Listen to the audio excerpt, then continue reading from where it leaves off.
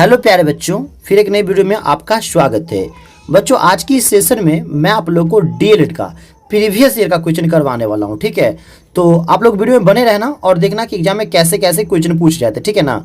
तो बच्चों, आज की इस सेशन में मैं बिहार बोर्ड है ना, जो डीएलएड के द्वारा 6 तारीख 6 महीना 2023 अर्थात 6 जून को 2023 में जो क्वेश्चन साइंस का पूछा गया था ना, हम लोग इसके है ना साइंस के इंपॉर्टेंट क्वेश्चन को देखने वाले हैं। तो चलिए आज की क्लास को हम लोग करते हैं फटाफट स्टार्ट और देखते हैं कि कौन कौन से सवाल पूछे गए थे। ठीक है, उनके आंसर भी। तो देख सकते हो यहाँ पे 46 नंबर क्वेश्चन पूछा गया था, निम्नलिखित में से मिट्टी के कटाव का प्रमुख कारण है ना कौन है। मिट्टी कटना का मतलब क्या होता है? मिट्टी कट के एक जगह से दूसरी जगह जा सकता है, तो वन के कारण तो ऐसा नहीं हो सकता है। सुपानी कृषि करने से तो ऐसा नहीं हो सकता है। लेकिन जल, जैसे आप लोग मालूम है ना, वर्षा होता है या बाढ़ आता है या नदी में है ना पानी ज़्यादा हो जाता है, तो पानी का जो गति होता है ना, तो जल के कारण क्या हो सकता है बाबू, मिट्टी का कटाव अवश्य हो सकता है। ठीक है ना। तो यहाँ पे 46 का सी आंसर सही हो जाएगा। ठीक है, चलिए बढ़ेंगे नेक्स्ट क्वेश्चन की तरफ, 47 नंबर की तरफ।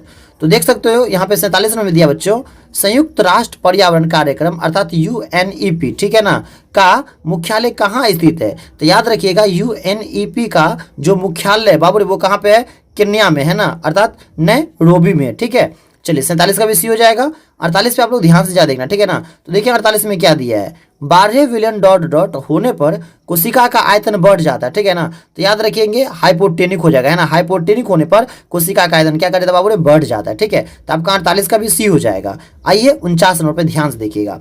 तो 49 में दिया आप लोग का MTP का विस्तार क्या है, मतलब MTP का है ना फुल फॉर्म क्या होता है। तो याद रखेंगे आप लोग मेडिकल टर्मिनेशन ऑफ प्रेगनेंसी होता है। ठीक है ना। तो 49 का बाबू आपका डी आंसर सही चला जाएगा। आइए 50 पे, जड़तब का ऐसा मात्रक होता है। तो याद रखेंगे आप लोग जड़तब का ऐसा मात्रक किलोग्राम होता है अर्थात केजी होता है। ठीक है, आइए 51 पे, तो 51 में दिया है, निम्नलिखित में से कौन गुणसूत्र में मौजूद होता है। ठीक है ना। तो गुणसूत्र में नाभिक नहीं मौजूद होता है ना, गुणसूत्र बिंदु मौजूद होता है। ठीक है ना। चलिए कहाँ पाए जाते हैं? तो केंद्रक में पाए जाते हैं। तो 51 का आपका बाबू बी आंसर सही हो जाएगा। ठीक है, आइए 52 पे, तो 52 में दिया है, निम्नांकित में कौन एक तत्व नहीं है। ठीक है, देखो तो ब्रोमीन एक तत्व है, जिंक एक तत्व है, ऑक्सीजन एक तत्व है, लेकिन मार्बल कोई तत्व नहीं है। ठीक है ना। तो 52 का बाबू आपका ए आंसर सही चला जाएगा। ठीक है, आइए 53 पे, तो देखिए 53 में क्या दिया, निम्नलिखित में से कौन है ना, यहाँ पे होगा कौन कौन कवक के उदाहरण है। ठीक है ना। तो ईस्ट भी होता है, स्टूल भी होता है, पुकिनिया भी होता है, ये सभी अर्थात इनमें से सभी हो जाएगा। ठीक है ना। तो यहाँ पे इनमें सभी सी में दिया था बाबू, ये कहाँ पे ना 53 का ना आपका सी आंसर सही हो जाएगा। ठीक है, आइए 54 पे आइए, तो देखिए 54 में क्या दिया है, मेंडलीव की आवर्त सारणी में बाद में खोजे जाने वाले तत्वों के लिए अंतराल छोड़े गए थे। ठीक है ना। निम्नलिखित में से किस तत्व को बाद में है ना आवर्त सारणी में स्थान मिला। तो याद रखेंगे जर्मेनियम को स्थान मिला। तो 54 का बाबू यहाँ पे ना आपका ये आंसर सही चला जाएगा। ठीक है, आइए 55 पे, तो देखिए 55 में क्या दिया है, अम्ल क्षार के साथ प्रतिक्रिया या अभिक्रिया करके क्या देता है। तो याद रखिए जब अम्ल और भस्म अर्थात क्षार जब मिलता है ना, तो ये दोनों चीज मिलके क्या बनाता है, लवण और जल का निर्माण करता है ना, लवण और जल का निर्माण करता है बाबू। तो 55 का यहाँ पे आपका ना सी आंसर सही चला जाएगा। ठीक है, आइए 56 पे, वाल्मीकि नगर जीव अभ्यारण्य बिहार के किस जिला में स्थित है। तो देखो ये जो वाल्मीकि नगर जीव अभ्यारण्य बाबू, ये कहाँ पे स्थित है, तो याद ना पश्चिम चंपारण में स्थित है। ठीक है ना। तो आपका 56 का ना ये आंसर सही चला जाएगा। आइए 57 पे, इनमें से कौन धातु है। ठीक है ना। तो याद रखिए सोडियम क्या है, धातु, बाकी ऑक्सीजन, सल्फर अर्थात गंधक और सोडियम है ना, अर्थात यहाँ पे नाइट्रोजन है, ये सब के सब क्या है, ये सब के सब ना अधातु है, लेकिन सोडियम क्या है, धातु है। और याद रखेंगे ये सबसे अधिक क्रियाशील धातु है ना, इसको केरोसिन तेल में डुबो कर रखा जाता है, नहीं तो अगर खुली हवा में छोड़ देगा ना तो इसमें आग पकड़ लेगा। ठीक है, चलिए 58 को देखते हैं, अगर किसी वस्तु का विस्थापन समय के वर्ग है ना का समानुपाती है तो वस्तु गति कर रही है ना, किस तरीका से गति कर रहा है। तो याद रखेंगे एक समान में है ना, समानुपाती को तो क्या होगा, एक समान त्वरण से वो गति करती होंगी। तो 58 का सी हो जाएगा।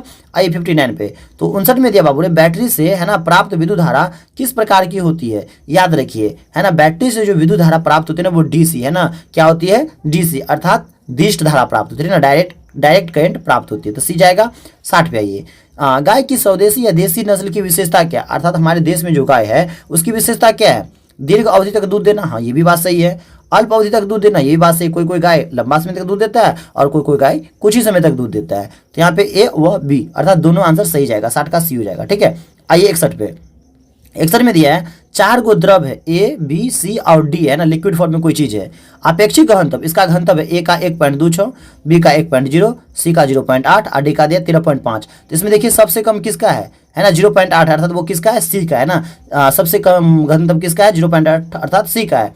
एक वस्तु को इन सभी द्रवों में बारी बारी से डुबोया जाता है, इनमें से किस द्रव में उस वस्तु का ज़्यादा से ज़्यादा हिस्सा डूबा है ना जा सकता है? तो सी का डुबा जा सकता है। क्यों? क्योंकि जिसका घनत्व कम रहता है ना उसको ज़्यादा डुबोया जा सकता है। यहाँ पे ए आंसर आपका सही चला जाएगा। ठीक है, आइए 62 नंबर पे। तो 62 में दिया है द्रव का गैस में बदलना क्या कहलाता है? जैसे मान लीजिए पानी था पहले, ठीक है ना, अब पानी किस में बदल गया है? गैस में बदल गया है ना। पानी किस में बदल गया है? गैस में। तो हम लोग इसको बोलते हैं वाष्पीकरण। क्या बोलते हैं? वाष्पीकरण बोलते हैं। ठीक है ना। हाँ, जैसे मान लीजिए कोई ठोस चीज है, ठीक है ना, कोई ठोस चीज है या मान लीजिए कोई द्रव चीज है, अगर द्रव चीज कोई गैस में नहीं बदलेगा, सीधे ठोस में बदल जाएगा ना, तो हम लोग उसको क्या बोलेंगे? ऊर्ध्वापातन बोलते हैं। ठीक है ना, ऊर्ध्वापातन बोलते हैं। लेकिन जब द्रव गैस में बदलेगा तो वाष्पीकरण बोलेंगे। तो 62 का ए जाएगा।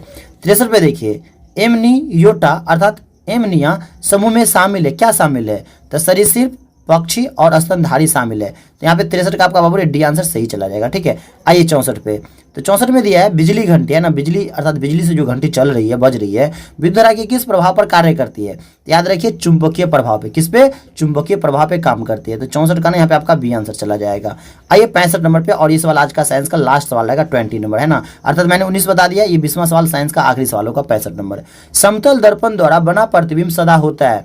तो याद रखिए समतल दर्पण में हमेशा किसी वस्तु का प्रतिबिंब आभासी, सीधा और समान आकार का बनता है। तो 65 का ना यहाँ पे आपका बी आंसर सही चला जाएगा। ठीक है, तो बच्चों यदि अगर आपको ये वीडियो थोड़ा भी अच्छा लगा होगा तो प्लीज वीडियो को लाइक कर दीजिएगा। अगर आप लोग चैनल पे अगर पहली बार आएंगे तो प्लीज चैनल को सब्सक्राइब कर दीजिएगा। और ये साइंस की क्वेश्चन ना 6 जून को 2023 में पूछा गया था। ठीक है ना, तो आप लोग इसको एक बार थोड़ा प्रैक्टिस कर लेंगे। अब वीडियो आपको कैसा लगा कमेंट करके मुझे जरूर बताएंगे। ठीक है ना, अगर आप लोग चैनल पे है ना पहली बार आए होंगे तो प्लीज आप लोग व्हाट्सएप ग्रुप भी ज्वाइन कर लेना, आप ही के फायदा के लिए बता रहा हूँ। 850786 3061। ठीक है ना, इसमें आपको व्हाट्सएप ग्रुप में जोड़ दिया जाएगा और आपको पीडीएफ मिलेगा जिससे आपका बम्पर से बम्पर तैयारी हो सकेगा। ठीक है, तो चलिए आज के लिए इतना ही, फिर मिलेंगे जस्ट नई वीडियो के साथ। जब तक के लिए दीजिए इजाजत, बाय बाय, टेक केयर।